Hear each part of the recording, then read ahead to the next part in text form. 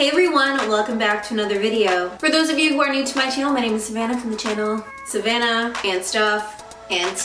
So today's video is going to be another BuzzFeed food recipes tested. So I've done 2 of these in the past. I did a 3-ingredient recipes and I also did one for the holidays. So I thought that it would be fun to do one for New Year's. And today's video is a collab with Rachel. She has such an awesome channel. She is so hardworking, like she posts very frequently. She does a lot of food videos, fashion, makeup. She's also from Australia, which is like way cooler than Canada, is it? I don't know. So yeah, here's a clip from her.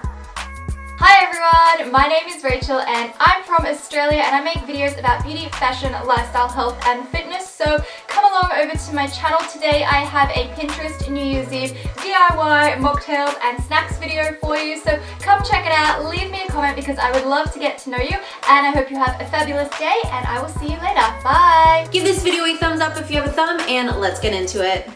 Call my plug on the phone like trust me daddy.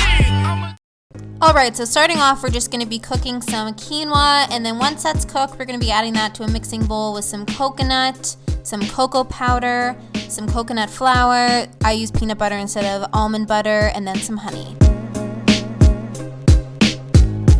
Then I had to whisk an egg white until it got frothy. Then you're just going to add that to the mixture and blend that all together again, and then you're just going to roll these up into balls. And then these went in the oven for 10 minutes.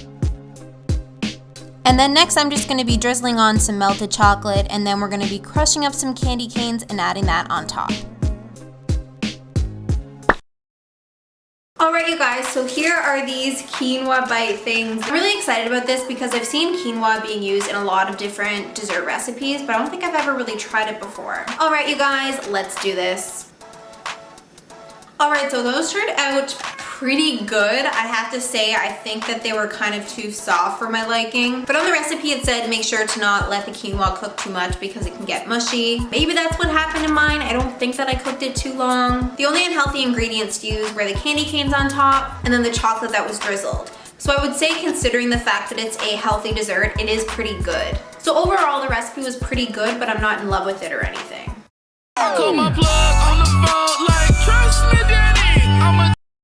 For the Oreo truffles, I just took a full bag of Oreos and I crushed them using this can, and then I added that to a mixing bowl, and then I added in the Philadelphia cream cheese. Then I rolled these into balls, covered them in white chocolate chips, and put them in the freezer.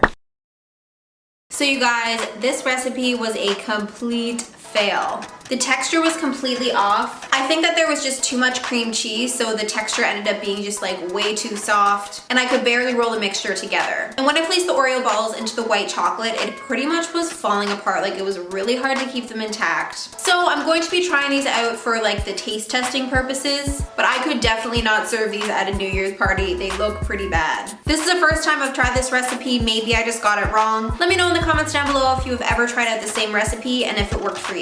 So for taste test purposes, let's do this.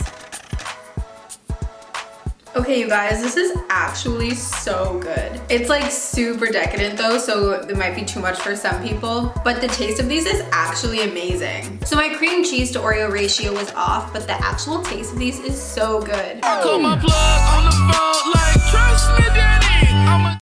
To start off, I'm combining butter, white cake mix, and then an egg, and then I'm just going to be stirring that together. Then I'm going to be adding in some sprinkles, and then we're just going to be putting that over a baking sheet with aluminum foil and trying to make a layer, and then I just added some sprinkles and some chocolate chips on top.